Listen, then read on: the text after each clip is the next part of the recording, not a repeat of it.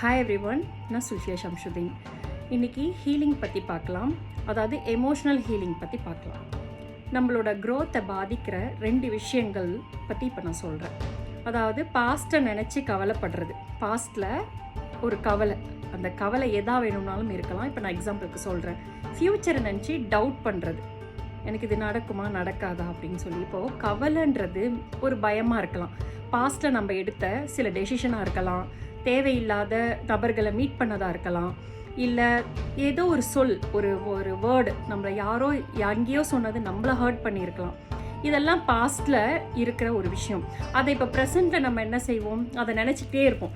எதுக்கு அது நடந்தது, நான் ஏன் அப்படி ஒரு நபரை சூஸ் பண்ணேன், நான் ஏன் இந்த கோர்ஸ் எடுத்தேன், நான் ஏன் இந்த கம்பெனியில் போய் ஜாயின் பண்ணேன், வேறு இடத்துல இருந்திருக்கலாமே, இது இல்லாமல் இருந்திருந்தால் அது ரொம்ப நல்லா இருந்திருக்குமே, அது இல்லாமல் நடந்திருந்தால் இப்போ என்னோடய ப்ரெசன்ட் லைஃப் சூப்பராக இருந்திருக்குமேனு ஏற்கனவே எடுத்த டெசிஷன், ஏற்கனவே எடுத்த சில சின்ன சின்ன முடிவுகளாக இருக்கலாம், இல்லை பெரிய பெரிய முடிவுகளாக இருக்கலாம், அது இப்போ நினச்சி நம்ம ஃபீல் பண்ணுறது, இது ஒரு டைப் ஆஃப் வூண்ட்.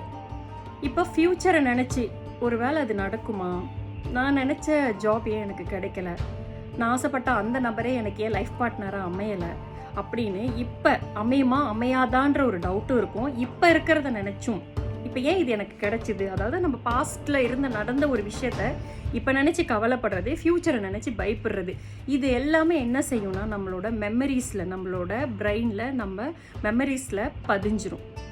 அந்த மெமரிஸ் என்ன செய்யும்னா நம்மளோட க்ரோத்தை பாதிக்கும்.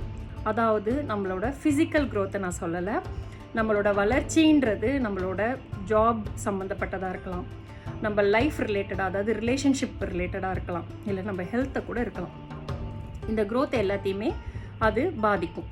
இப்போது நார்மலாகவே அடிப்படையில் ஒரு மனுஷனை போயிட்டு நீங்கள் யாருக்கிட்ட எப்படிப்பட்ட கொடூரமான ஒரு பர்சன் கிட்ட கேட்டால் கூட, ஜெயிலில் இருக்கவங்க கிட்ட கேட்டால் கூட அவங்க என்ன சொல்லுவாங்கன்னா, உங்களுக்கு என்ன தான் வேணும் அப்படின்னா ஒரு நிம்மதியான ஒரு வாழ்க்கை தான் வேணும்னு கேட்பாங்க. நான் பாஸ்டெல்லாம் மறக்கணும், என் ஃப்யூச்சரை நினச்சி பயப்படக்கூடாது. யாரை பற்றி யார்கிட்ட போய் நீங்கள் கேட்டாலுமே அவங்க இதை தான் சொல்லுவாங்க, எனக்கு நிம்மதியான ஒரு வாழ்க்கை வேணும் அப்படின்னு தான் சொல்லுவாங்க. அந்த நிம்மதியான ஒரு வாழ்க்கைக்கு இந்த பாஸ்டில் இருந்த பயமோ இல்லை ஃப்யூச்சரை நினச்சிருக்க டவுட்டோ யூஸ்ஃபுல்லாக இருக்காது.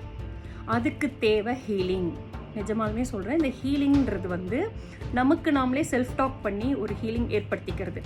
இல்லைனா ஹீலர் மாதிரி யாராவது உண்மையாக ஒரு சர்டிஃபைடு ஹீலராக இருப்பாங்க, படித்து அதில் எக்ஸ்பீரியன்ஸ்ட் எடுத்துருந்துருப்பாங்க, எக்ஸ்பீரியன்ஸாக இருக்கிற சில டீச்சர்ஸ் இருக்கலாம்.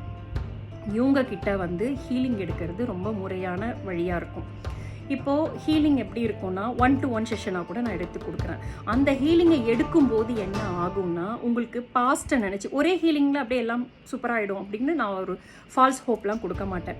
அந்த ஹீலிங் என்ன செய்யும்னா, அதாவது டே பை டே அது என்ன செய்யும்னா பாஸ்ட்டை நம்மளுக்கு மறக்கிறதுக்கும் மன்னிக்கிறதுக்கு ரெடி ஆகிடும்.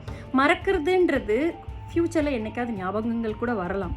ஆனால் மன்னிக்கிறதுன்றது நம்ம மனசை விட்டு அந்த தேவையில்லாத ரணங்கள், சின்ன வயசில் ஏற்பட்ட விஷயமா இருக்கலாம், காயங்கள், இது எல்லாமே கொஞ்சம் கொஞ்சமாக ஹீலிங் முறைப்படி ஹீல் பண்ணும் பொழுது உங்களுக்கு இந்த ப்ரெசன்ட் லைஃப்பில் இருக்க க்ரோத்தையும் ஃப்யூச்சரில் இருக்கிற க்ரோத்தையும் பார்க்க முடியும். இந்த ஹீலிங்ன்றது என்ன செய்யும்னா கொஞ்சம் கொஞ்சமாக நம்ம மனசுக்குள்ளே சேர்ந்து நம்ம பாஸ்ட்டை ஒரு மன்னிக்கிற பக்குவத்துக்கு கொண்டு வந்துடும். எப்படிங்க மன்னிக்கிறது, நமக்கு பண்ணிட்டு போன துரோகம்லாம் ரொம்ப பெரிய துரோகமாக இருக்கே, நான் எப்படி இதெல்லாம் மன்னிக்கிறது அப்படின்லாம் யோசிப்பீங்க. அது இப்போ யோசிப்பீங்க. அது ஹீலிங்கை எடுத்து கொஞ்ச நாள் அடைய யார் உங்களை ஏமாற்றிட்டு போனாங்களோ, இல்லை உங்களோட ஜாபை பறிச்சுக்கிட்டாங்களோ, இல்லை உங்கள் லைஃப்பில் உங்களை காயங்களை ஏற்படுத்திட்டு போனாங்களோ, அவங்க நிலைமையை உங்களால் கொஞ்சம் கொஞ்சமாக அண்டர்ஸ்டாண்ட் பண்ணிக்க முடியும். அப்புறம் உங்கள் ஃபோக்கஸ்லாம் உங்கள் மேலே வரும். நான் என்ன பண்ணிகிட்ருக்கேன், நான் என்ன பண்ணணும், நான் என்ன பண்ணால் என்னோடய பேரண்ட்ஸ் நல்லா இருப்பாங்க, அவங்க ஹாப்பியாக இருப்பாங்க, இல்லை நான் என் வாழ்க்கையை ஹாப்பியாக கொண்டு வர முடியுன்ற அந்த கவனத்துக்கு வருவீங்க. அதுக்கப்புறம் உங்களோட க்ரோத்தை யாராலையுமே தடுக்க முடியாது. நிச்சயமாக ஹீலிங் ஒரு பெரிய குட் ரெமிடியாக இருக்கும். நம்பி ஹீலிங் எடுத்துக்கோங்க. தேங்க்யூ.